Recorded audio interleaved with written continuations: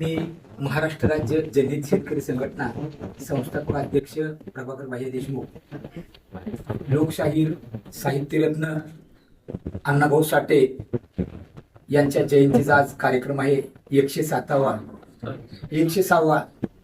खरोखरच ही जयंती फक्त महाराष्ट्र राज्यापुरतीच नाही, तर भारत देशामध्ये आणि आंतरराष्ट्रामध्ये रशिया असो, फ्रान्स असो, जर्मनी असो, इटली असो, अमेरिका असो, एक आदर्श या महाराष्ट्रातल्या काळ्या मातीमध्ये जन्मलेले, मातंग समाजात जन्माला आलेले लोकशाहीर अण्णाभाऊ साठे ही लेकरू ज्या टायमाला लहान असताना 1.5 दिवसाची शाळा शिकून जरी भारत देशावरती साहित्य लिहित असतील आणि आम्ही MA MCOM झालो तरी सुद्धा आम्ही साहित्य लिहू शकत नाही, कादंबऱ्या लिहू शकत नाहीत. ही आश्चर्यकारक आहे. म्हणजे ऐकलं तर विशेष वाटतं की बाबा ही शक्य आहे का. परंतु या लोकशाहीर अण्णाभाऊ साठेंनी या भारत देशात नाही तर जगामध्ये इतिहास घडवलेला आहे, एक रेकॉर्ड केलेला आहे की त्यांनी लेखणीच्या माध्यमातून 1.5 दिवसाची शाळा शिकलेले अण्णाभाऊ साठे साहित्य लिहितात, कादंबऱ्या लिहितात.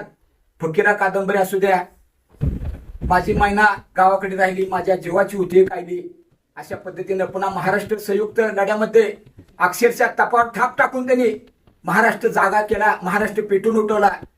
त्या लोकशाहीर अण्णाभाऊ साठेंची आज या सोलापूर जिल्ह्यातल्या मोहोळ तालुक्यातल्या पाटकुल गावामध्ये अतिशय आनंदानं आणि उत्साहानं त्यांची जयंती साजरी होती.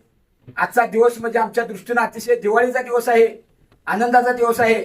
आणि आमच्या पाटकुल गावचे मातंग समाजाचं जे युवा तरुण मंडळ आहे त्यांनी अतिशय उत्साहानं त्यांच्या समाज मंदिरामध्ये आनंदाचा जयंतीचा कार्यक्रम घेतला.